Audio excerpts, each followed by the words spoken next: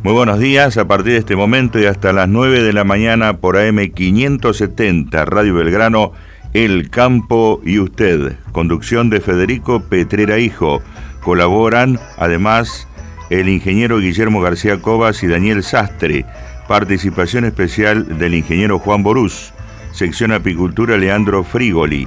En la operación técnica los señores Enrique Cay Herrera y Mariano Frumento. Producción general Enrique Cay Herrera. Quien habla en la locución, Mario Oscar Mango. Producción general, Federico Petrera Producciones. Federico Petrera, de General Alvear, Mendoza. Buenos días. Buen día, Mario. Buen día, Caik. Buen día a toda la audiencia. Es verdad, Mario, de General Alvear, Mendoza. Aquí estamos.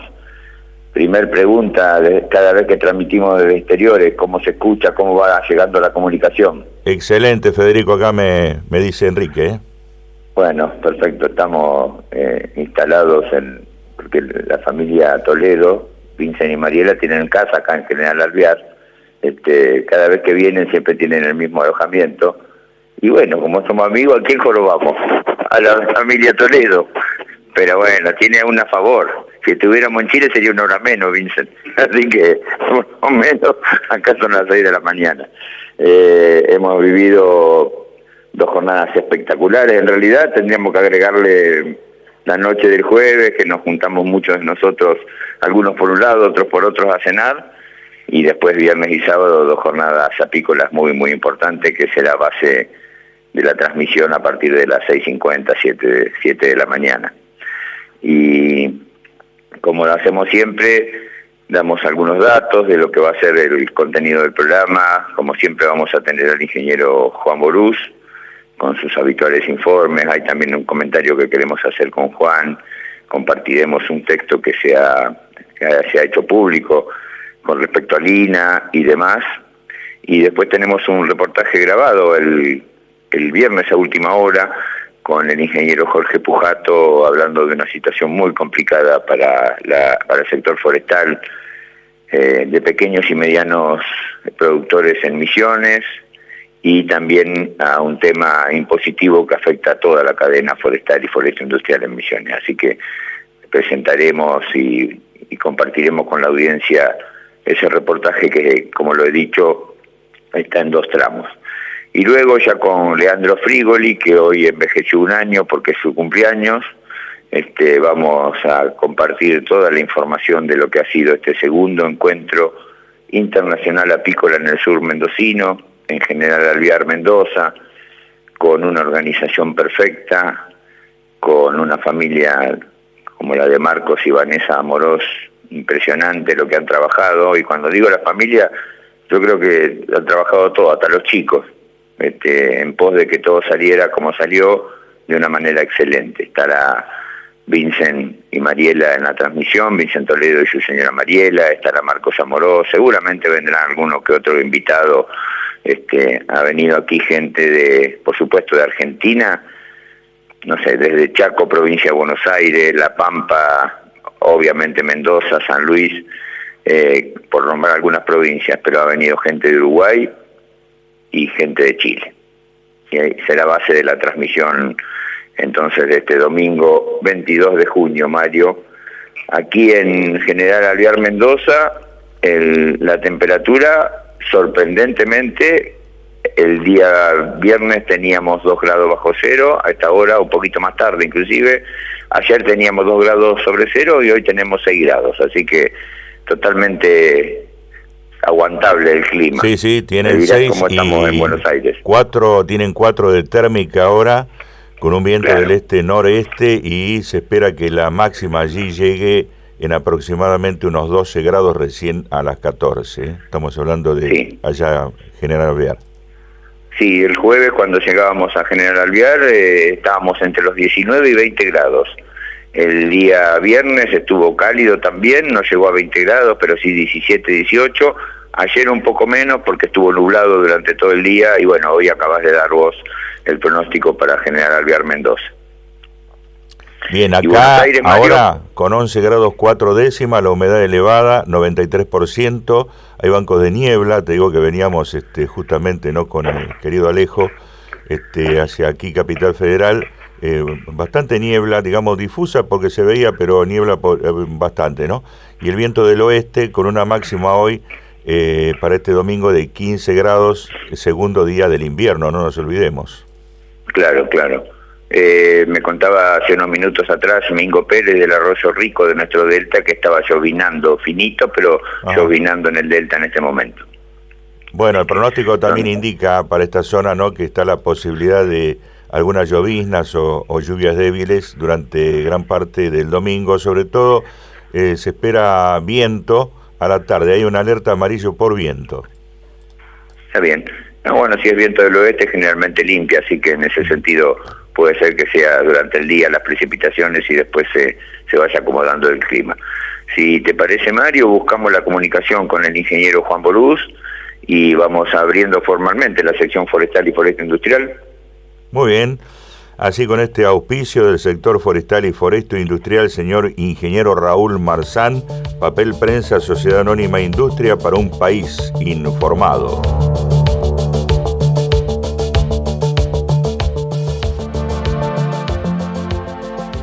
Bueno, muy bien, ahora sí, adelante, Federico.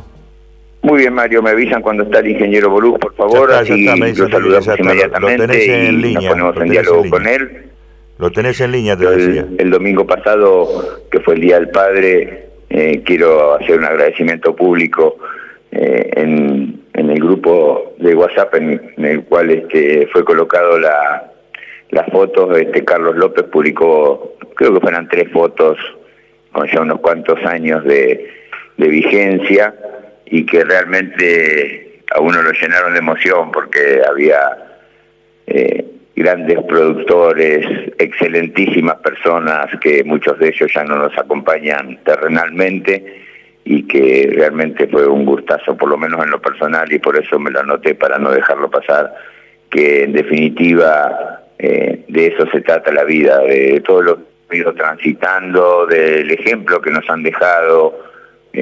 No quiero nombrar a ninguno porque realmente todos y cada uno de los que ya no están entre nosotros, que están en la foto, y los que todavía están, realmente emocionan. Así que muchas gracias a Carlos López por ese detalle.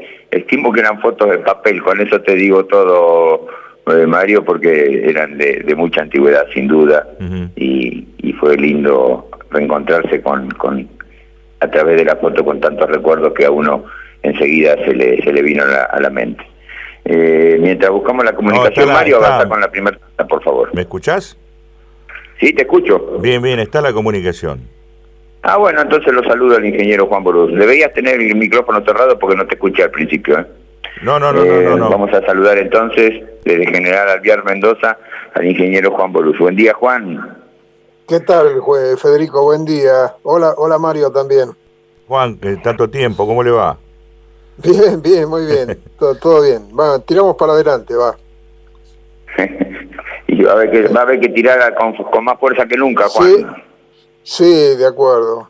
Federico, como convinimos, hago un paneo de la situación hidroclimática primero.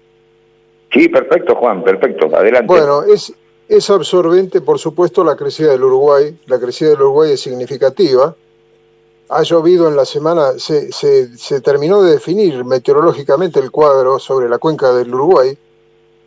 Primero llovió sobre la cuenca del Ibicuí, por ejemplo, y la cuenca inmediata a Salto Grande, después se fue corriendo, terminó lloviendo mucho también en la cuenca misionero brasileña del río Uruguay, y finalmente en las nacientes del Uruguay. Y todo eso se cargó de una manera que estamos teniendo una crecida que se asemeja, nos recuerda de alguna manera, la crecida de septiembre del 2023. Recordemos que en el 2023 tuvimos 3 crecidas en primavera, una tras de la otra, una en septiembre, una en octubre, otra en noviembre, cada vez más grandes. Esta es más o menos como la de septiembre. Ya en principio la perspectiva de lluvias para adelante no se disipa totalmente porque en este momento está lloviendo sobre la cuenca baja del Uruguay, pero también llovería un poco más arriba. Hay algunas lluvias que se esperan todavía. De cualquier manera, la crecida en sí ya está definida, digamos, ya está clara. para Paso de los Libres, por ejemplo, le queda todavía unos 4 días de crecida, 4 o 5 días de crecida. Hoy es domingo, posiblemente entre el miércoles y el viernes de la semana que viene se defina bien el pico sobre Paso de los Libres, que sería superando los 10 metros, muy probablemente. Bueno, empiezo por el Uruguay, casualmente. San Javier ayer 5.37, hoy 6.47. Posiblemente durante el día de hoy termine de crecer, o mañana a primera hora se termine de definir el pico en San Javier. Paso de los Libres 7.90 ayer, 8.59 hoy. Como digo, va camino a superar los 10 metros entre miércoles y viernes, y ahí se definiría el pico. Insisto, es una crecida en términos de comparación, es como la de septiembre de 2023 aproximadamente, superando ya el nivel de evacuación, por supuesto, ¿no? Ya está por encima y condiciona totalmente al tramo brasileño correntino del río. Salto Grande 32.90 ayer, 32.67 hoy, está aproximadamente en el mínimo en el que va a estar. A partir de ahora hay que esperar que crezca, y va a crecer casi 3 metros, digamos, 2,80 metros aproximadamente se espera que crezca el embalse. Mientras tanto, la descarga del embalse, como de costumbre hace Salto Grande, trata de que no se superen los niveles de alerta, agua abajo. Es probable que en algún momento en Concordia se superen los 11 metros, que es el nivel de alerta, pero seguramente va a ser por muy poco tiempo. Me imagino que va a ser muy acotada la cosa. Y lo mismo en todas las escalas del tramo inferior, el tramo entrerriano uruguayo del río Uruguay. También los niveles se van a mantener muy altos, pero en principio por debajo del nivel de alerta, ¿no? Se va a mantener la crecida esta, posiblemente dure, se vuelva a niveles normales recién hacia fines, no de esta semana, sino de la semana que viene, ¿no? De la otra semana. O sea, le quedan más de 10 días de soportar niveles altos en todo el tramo inferior del río Uruguay. Puerto Gualeguaychú, por supuesto, se va a quedar oscilando por encima de los 2 metros que tiene hoy, 1,98 ayer, 2 metros hoy, pero en principio se mantendría por debajo de los 3,50, que es el nivel de alerta. Muy probablemente se termine estabilizando en el orden de 3,20, 3,30, ¿no? Villa Paranacito 1.40 hoy, 1.40 ayer, 1.51 hoy. Va a sentir, por supuesto, la crecida. No hay por ahora una perspectiva de crecida del estuario que sea significativa, por lo menos por ahora no está visto. Vamos a ver con estos vientos que se anuncian, que hablaba Mario recién, serían muy probablemente cruzados, no serían apilantes, digamos, por decirlo de alguna manera. O sea, no darían lugar a una complicación adicional para el tramo inferior, para lo que se conoce como la cancha del Uruguay, la parte final, incluyendo toda el área cercana a Villa Paranacito. Pasando el río Paraná, la cosa no ha cambiado prácticamente nada. Así como llovió sobre la cuenca del Uruguay, algunas lluvias, acotadísimas, cayeron también sobre la cuenca del Iguazú, la cuenca baja especialmente, la cuenca de aporte directo al embalse de Itaipú, la provincia de Misiones y todo el este de Paraguay. Algo ha llovido ahí que sostiene lo que está pasando, sostiene lo que estamos teniendo, que no es mucho tampoco, pero que permite por lo menos, junto con el aporte en disminución, pero aporte al fin del río Paraguay, que los niveles de corrientes para abajo se mantendrían en aguas medias, en lo que falta de junio, por supuesto, y en toda la primera quincena de julio. Después veremos, pero es razonable suponer que vamos a tener una tendencia descendente. Lo que sí podemos decir es que todo esto que está pasando en lo que hace el río Paraná nos aparta del famoso trienio 2020-2022, ¿no? Es decir, estamos en una condición bastante mejor en lo que hace a los niveles fluviales y para todos los usos del recurso, prácticamente, estamos mejor. Puerto de Iguazú 7.40 ayer, 6.80 hoy, la disminución típica de los domingos, pero en principio estaría oscilando en esos valores, por debajo de los 9 metros, muy probablemente. Corrientes 306 ayer, 294 hoy, va a continuar oscilando próximo a los 3 metros, no mucho más que eso. Rosario 207 ayer y 207 hoy, está oscilante en eso, va a subir un poquito más, muy probablemente se acerque a los 240 hacia el próximo fin de semana. San Pedro 095 ayer, 107 hoy, está oscilante en esos valores que siguen siendo de aguas bajas. Claramente el delta difícilmente levante cabeza porque tendría que ser muy sostenido la mejora del caudal entrante, y eso no está ocurriendo ni va a ocurrir por lo menos ahora en el corto y mediano plazo. Puerto Ibicuí 0.10 ayer, 0.30 hoy, oscilante y depende totalmente del estuario, no le hace el río Uruguay ni tampoco esta condición casi estable del río Paraná. Y finalmente el el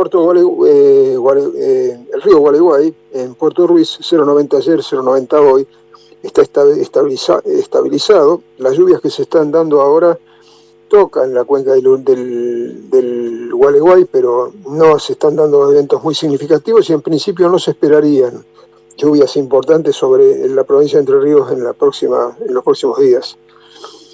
Finalmente el estuario 0.84 ayer, 0.56 hoy. Como digo, no tiene una previsión muy significativa.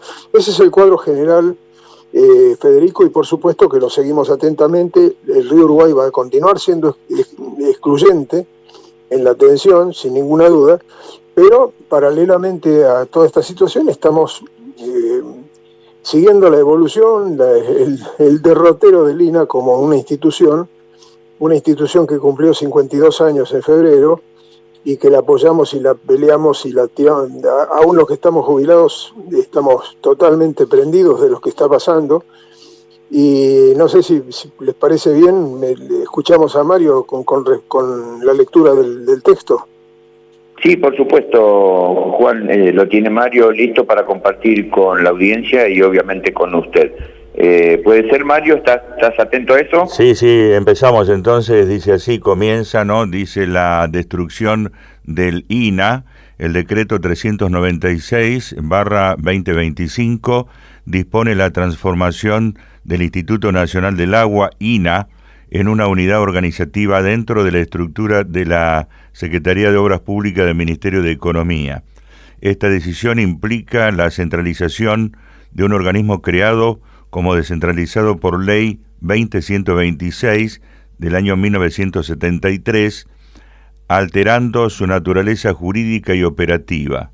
Integrar al INA en una secretaría que no obra públicamente compromete seriamente su continuidad como organismo científico-técnico.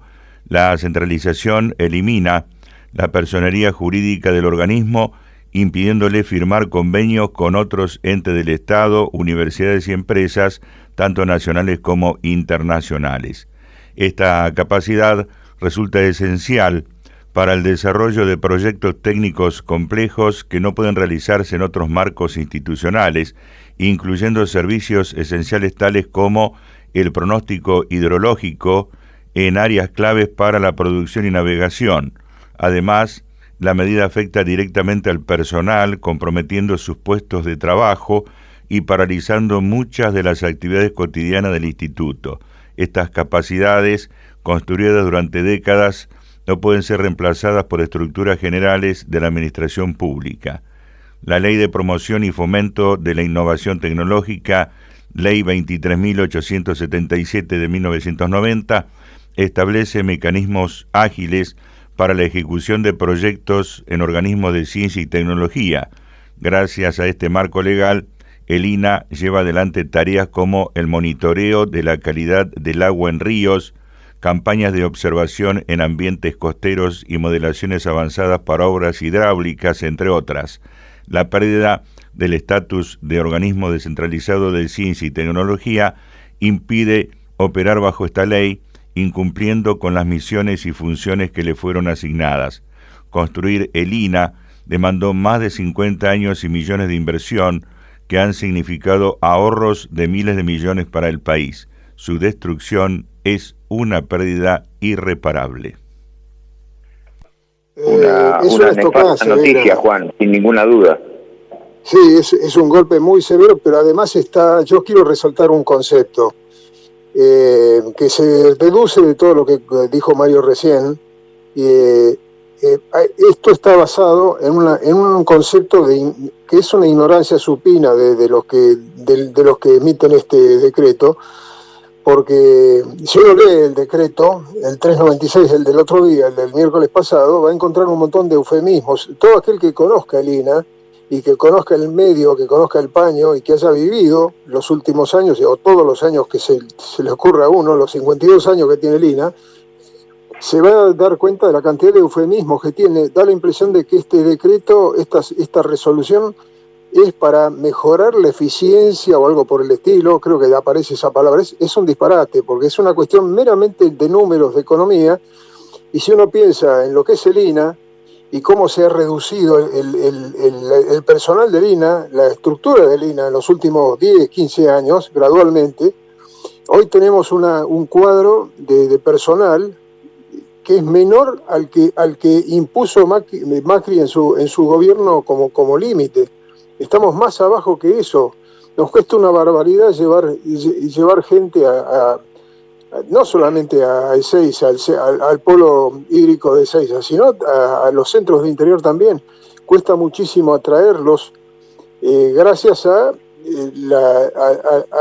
apretón de presupuesto que hemos ido recibiendo. O sea que, en otras palabras, presupuestariamente, desde el punto de vista económico, no tiene ningún valor, digamos, no tiene alcance, la medida no sirve para nada, no mejora en absoluto, no tiene una importancia severa.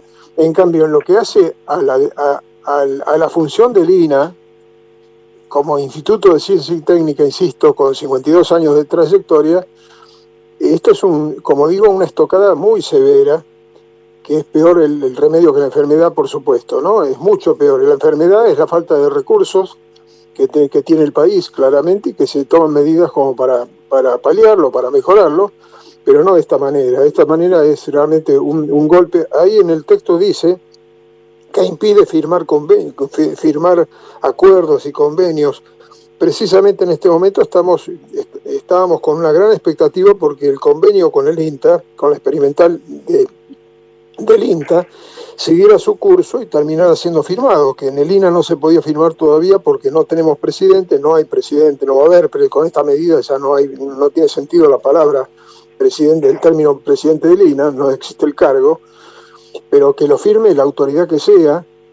Y en definitiva habrá que reformularlo, habrá que rehacerlo y habrá que darle un cauce hacia el secretario de Obras Públicas, que es de donde depende el INA. Eso es lo que deseo, y que entienda, que se avenga a firmar lo que sea, porque que entienda lo que significa nuestra presencia en el medio nacional como Instituto de Ciencia y Técnica, y que no va a cejar en su intento por cumplir con la sociedad, con su mandato, con el mismo mandato de 1973, misión y funciones, que creo que el texto lo menciona. Sí. Es simplemente lo único que queremos hacer es cumplir con esa misión, nada más. En fin, esa es la situación, Federico, y obviamente que a todo el mundo los tiene muy mal. Se elimina el DAF, el Departamento Administrativo Financiero, las áreas transversales del INA, que existían para darle vida y para hacerlo como organismo descentralizado trabajara eficientemente.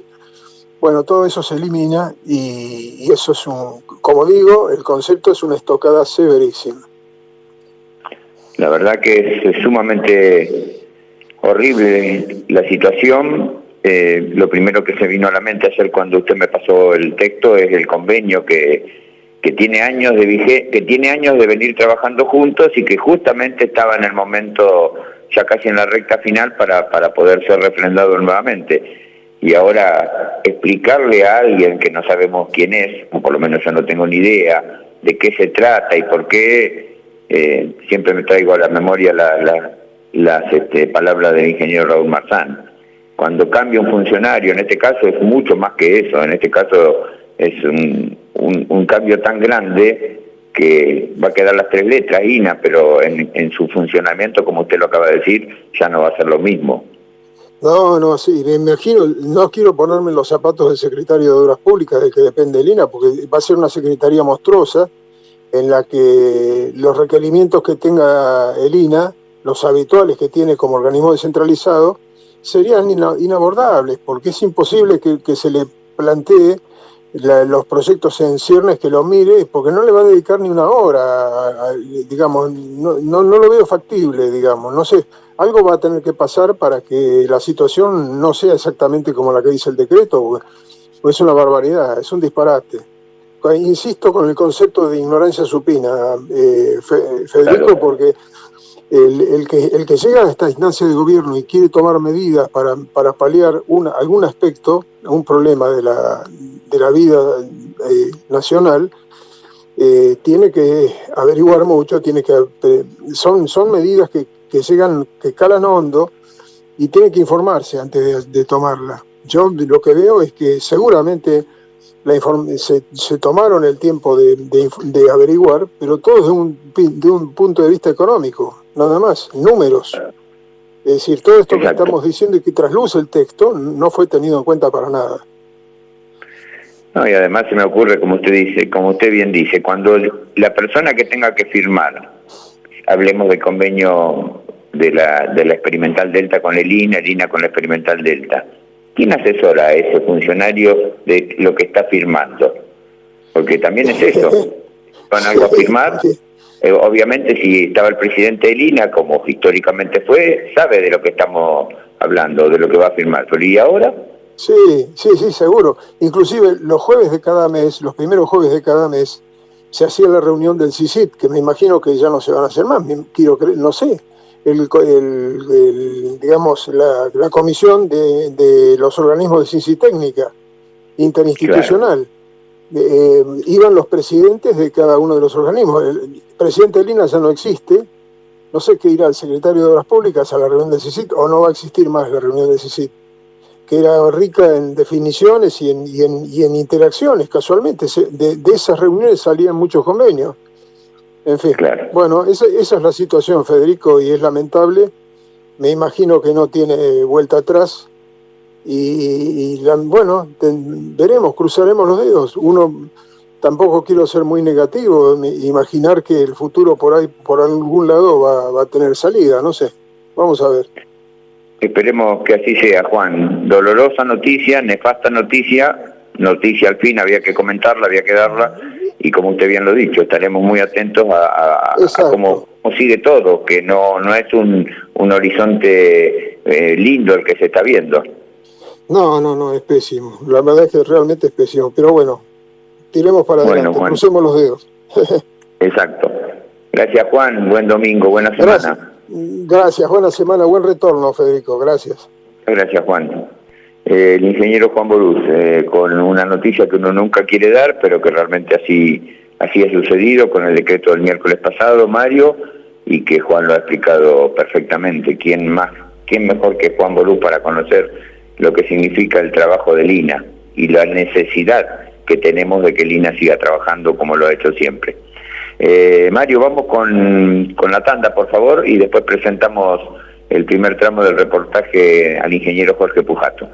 Muy bien, Ederra Sociedad Anónima en Álamo Todo, tableros alistonados, calibrados y lijados, Colón 452 San Fernando, nuestro teléfono 011-4744-0223, ederra@ederra.com.ar.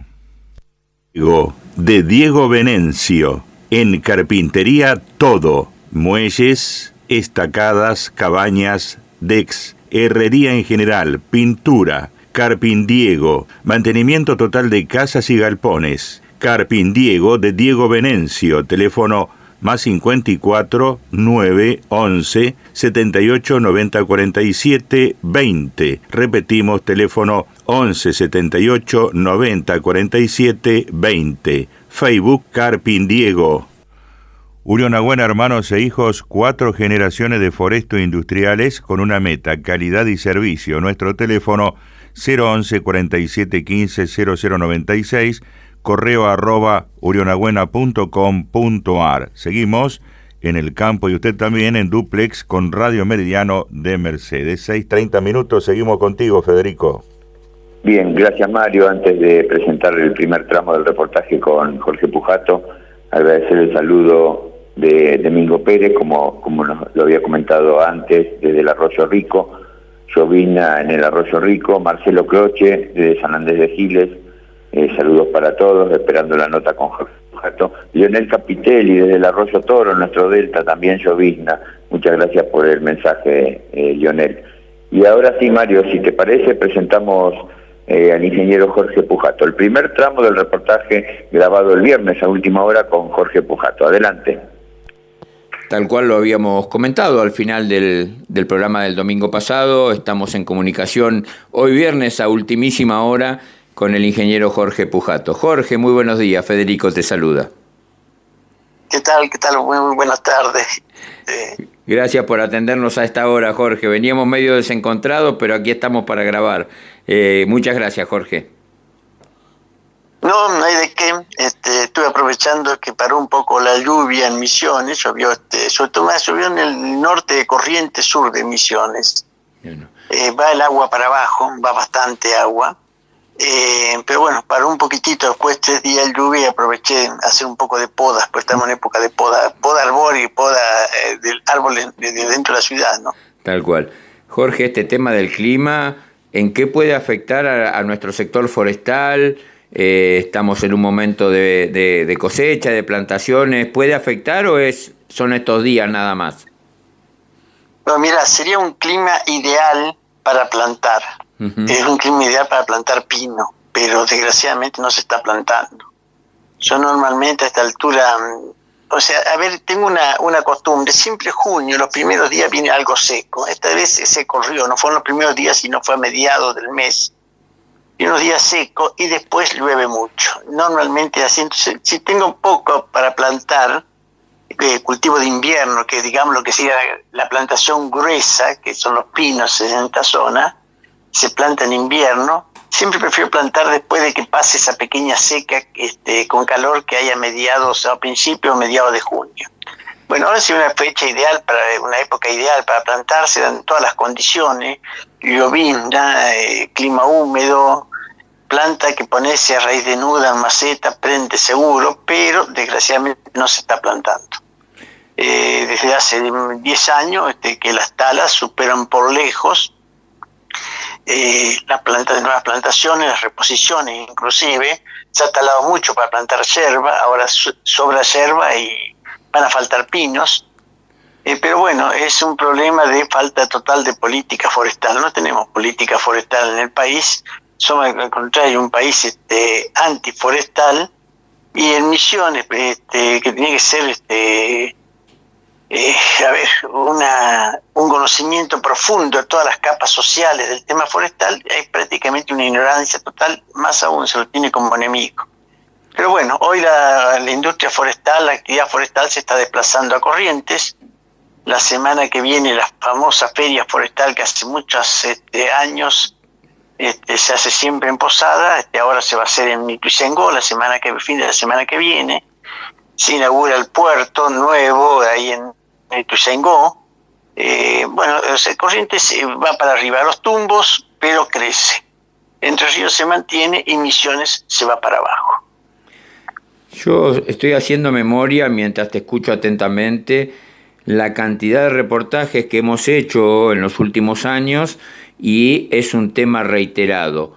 Corrientes va para atrás, Misiones va para atrás, Corrientes avanza. A los tumbos, como lo digas, pero avanza. ¿Qué se debe hacer, Jorge, para una provincia que tiene una historia forestal, hablo de Misiones, que tiene todavía aserraderos de diferentes volúmenes, para que esto por lo menos deje de ir para atrás? No digo arrancar hacia adelante, pero no ir tanto para atrás. ¿Cuál es la idea de Jorge Pujato? Bueno, en Misiones diría que siempre comparo con las dos, con Corea del Norte y Corea del Sur. La ruta 12 sobre el río Paraná es Corea del Sur. La ruta 14 hacia el río Uruguay es Corea del Norte, atrasada, con problemas de energía eléctrica, con falta de desarrollo. Entonces tenemos que tomar situaciones distintas, ¿no? Para analizarlo. Fundamentalmente, lo que necesitamos en este momento en Misiones es que se hagan usinas a biomasa. Sobre todo en la Ruta 14. Logramos que se ponga como prioridad en el Plan Energético Nacional, pero no hay interés en el gobierno provincial, no hay apoyo. Y si bien tenemos una experiencia muy linda que se ha hecho en Cerro Azul, una empresa de Santa Fe, Molino Matilde, hizo Bio en Cerro Azul, una pequeña usina biomasa, que compensaría la falta de industria celulósica. ¿Por qué? Porque consume raleo y desecho de aserradero. Entonces podríamos manejar las plantaciones a su vez que nos abastecemos de energía eléctrica de base, porque acá están todo con el tema de los paneles solares, todo el gobierno, pero es energía de punta. Necesitamos energía de base y estas pequeñas usinas serían la solución. Es un modelo fácil, ya está probado, está funcionando. Es una escala que nosotros consideramos adecuada para las ciudades, de 3 a 6 megas, nada que ver con las de 40 o 80 megas que tiene en este momento en Virasoro, pero sería la solución para el manejo de las forestaciones, utilización de los desechos, los aserraderos. Todo crea un movimiento económico muy grande, son beneficios por todos lados, pero desgraciadamente el gobierno provincial no se lo ve y muchos empresarios tienen su duda de invertir en una actividad que es a muy largo plazo. O sea, la actividad forestal es a largo plazo, esta otra es invertir en una industria a muy largo plazo y tiene un solo comprador. En este momento es Camenza el único comprador. Posiblemente cuando se liberen la comercialización de energía eléctrica puede haber una relación directa entre la usina y el consumidor, pero en este momento es a través de un distribuidor mayorista. Entonces, si te falla el negocio, no tenés a quién patalear. No es como un aserradero que yo me falla un cliente, puedo buscar otro. Acá no hay caso. Eso hay que tener mucha seguridad. Yo entiendo también esa desconfianza de los industriales a meterse en este negocio.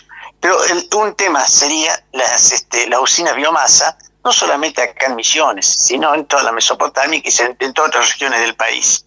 Es un punto clave. Y el otro punto clave, que no se entiende, pero que ahora con el tema de esta zona fronteriza, con el tema de que el dólar paralelo, el dólar real, como decimos nosotros, y el dólar oficial están el mismo precio, al contrario, estaría más barato. Entonces, lo que saltan los problemas son los impuestos. Y el problema argentino, gravísimo, por todos lados son impuestos. Donde nos movemos es impuesto. Y en Misiones, el tema más grave todavía que en el resto del país. Tenemos una diferencia de entrada con Corrientes o Entre Ríos de un 15%,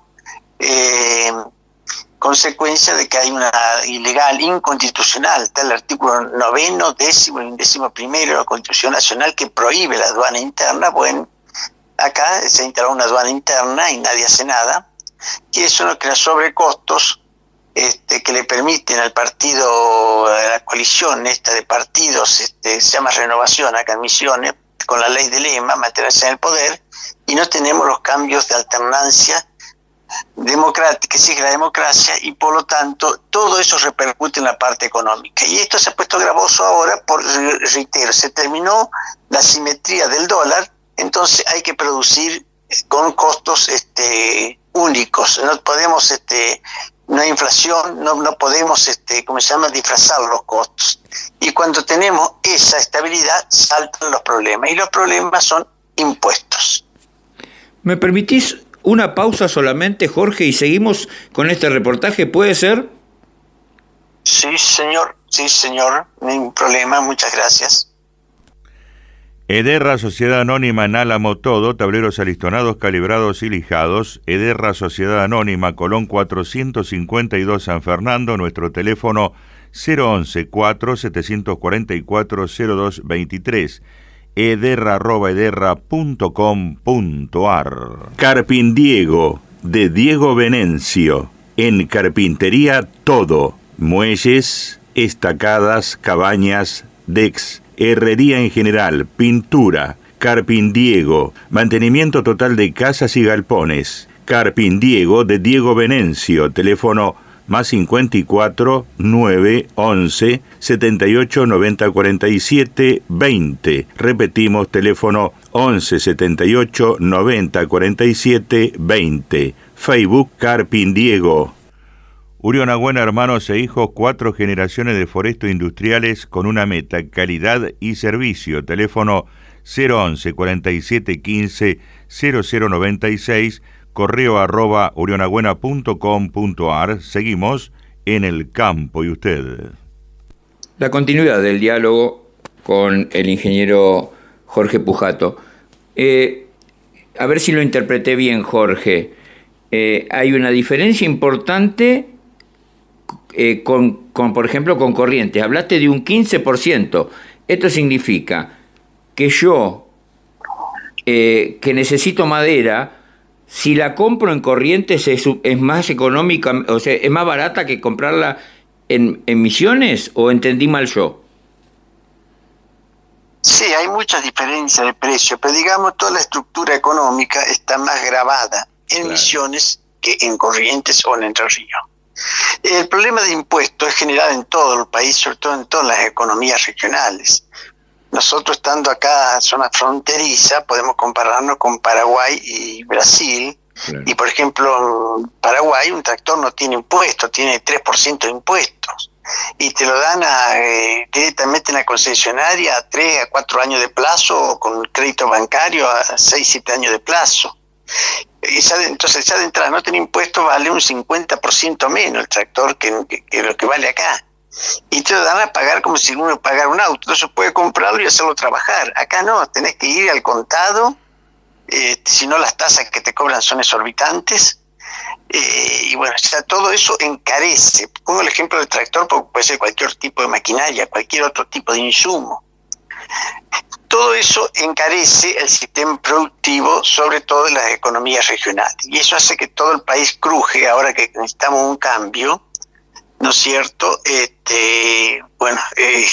Los costos se hacen alevosos debido a la carga que tienen los impuestos. Yo no sabría decirte en este momento cuánto tiene de impuesto la actividad forestal, pero estamos sacando la cervatera. A ver, el pequeño productor, la zona con la que yo trabajo, son pequeños y medianos productores.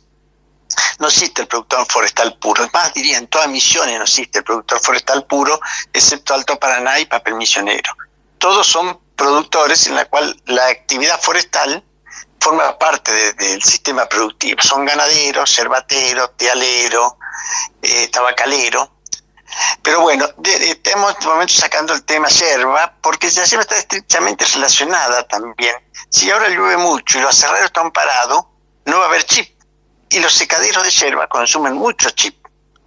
Y entonces vamos a tener problemas.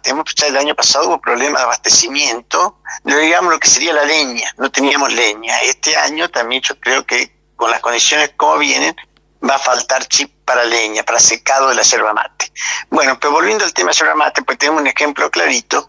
Un paquete que le llega al público tiene 57% de impuestos, así con un cálculo rápido. Yo creo que cuando tenemos la incidencia de ingresos brutos podía ser más todavía. Entonces, tenemos que competir con yerbas que se importa de Paraguay, que tiene nada más que 7% de impuestos. Entonces no es posible. Bueno, eso pasa también en la actividad forestal. Tenemos impuestos por todos lados y sobre todo acá en Misiones son más graves por el tema de la aduana paralela. Todo lo que entra te cobran percepción de ingresos brutos. Esa percepción de ingresos brutos es algo ridículo, pues vos, por las dudas si lo vas a vender, pero entonces vos ya tenés que cubrirte económicamente. Te cobran tasa del 3 y pico %, la más baja, pero vos tenés que sacar crédito, entonces te vas acumulando y llega a la conclusión es que más o menos es el 15% la incidencia que tiene ingresos brutos en Misiones por la aduana, inconstitucional, aduana interna inconstitucional, comparado con Entre Ríos, con Corrientes. Y el pequeño productor, una característica que tenemos comunes con el delta en la parte forestal y con otras regiones productoras de fruta, como puede ser el Valle del Río Negro, pero tenemos concretamente las mismas similitudes con el delta. El pequeño productor es típicamente misionero, el pequeño productor forestal, lo que tiene actividad forestal. Y bueno, ese pequeño productor ha sido exterminado. Y no tenemos organizaciones, o sea, nosotros como AFOME, Acción Forestal Mesopotámica, nos han destruido. Nos sacaron el presidente, el vice, todo, una guerra permanente del gobierno nacional y provincial anterior, no de este, ya viene de hace años. Entonces el pequeño productor se quedó sin representatividad y éramos nosotros los que movíamos el engranaje forestal. Nosotros descubrimos que a principios de este siglo, los que movíamos el engranaje forestal éramos nosotros. Y no de 2 o 3 grandes que se juntan en una asociación, no sé cómo se llama, Confiar o algo por el estilo, y no han logrado nada. Y el país forestalmente venimos para atrás. Los subsidios forestales han desaparecido, los incentivos forestales han desaparecido. Y acá venimos, en este momento, la etapa que tenemos un país, etapa de ideas liberales. Entonces, la idea liberal no tiene subsidios, incentivos, como se quieran llamarle, porque no se entiende que la actividad forestal es a largo plazo, sobre todo el pequeño y mediano productor, y que el pequeño y mediano productor no tiene espalda para aguantar 10, 15 o 20 años para recién poder tener ingresos, pero sí consume madera y el país es deficitario en madera. Entonces tenemos un doble problema a nivel provincial de Misiones.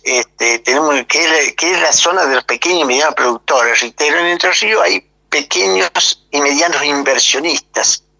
Y en Corrientes hay empresas, hay inversionistas y empresas que son grandes. Pero lo más parecido al delta, digamos, es Misiones.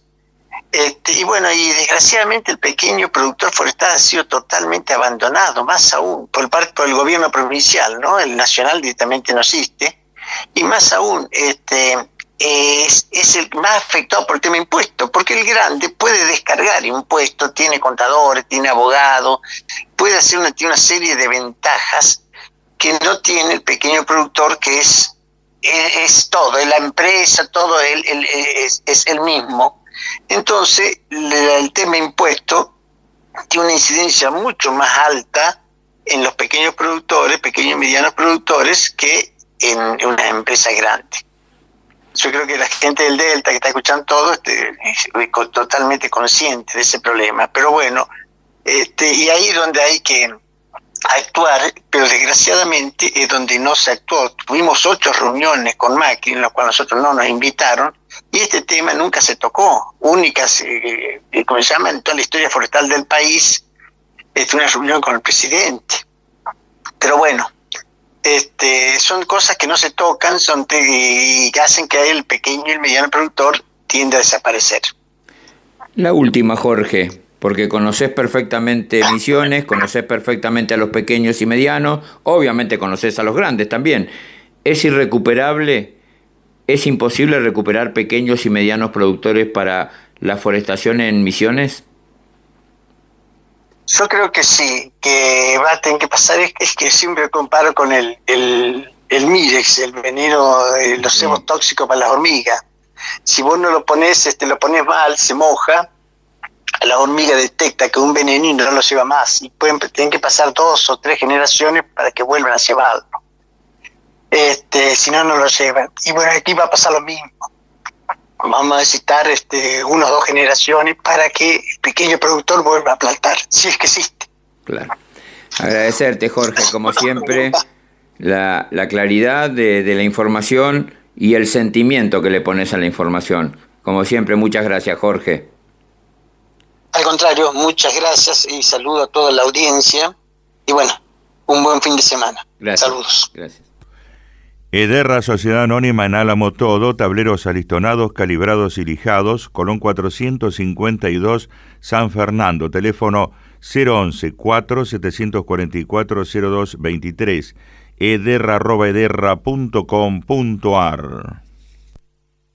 De Diego Venencio, en carpintería todo, muelles, estacadas, cabañas, decks, herrería en general, pintura. Carpindiego, mantenimiento total de casas y galpones. Carpindiego de Diego Venencio, teléfono más 54 9 11 78 90 47 20. Repetimos, teléfono 11 78 90 47 20. Facebook Carpin Diego. Urionagüena, hermanos e hijos, 4 generaciones de foresto industriales con una meta, calidad y servicio. Teléfono 011 47 15 0096, correo @urionagüena.com.ar. Seguimos con la asistencia técnica y la producción de Enrique Caic Herrera. Federico. Muy bien, muchas gracias, Mario. Gracias nuevamente al ingeniero Jorge Pujato por el reportaje. Cruel y duro, sin duda, la situación para pequeños y medianos productores forestales de Misiones. Cerramos la sección con la información del clima que nos envía Juan Carlos Sorzón desde Malabrigo. Temperatura 12 grados 4 décimas, no hay sensación térmica, humedad 98%, presión 1001, viento norte 10 kilómetros y visibilidad de 3 kilómetros. Muchas gracias a Juan Carlos Sorzón. Ahora sí, Mario, cerramos formalmente la sección y abrimos la piquera gigante de la apicultura, por favor.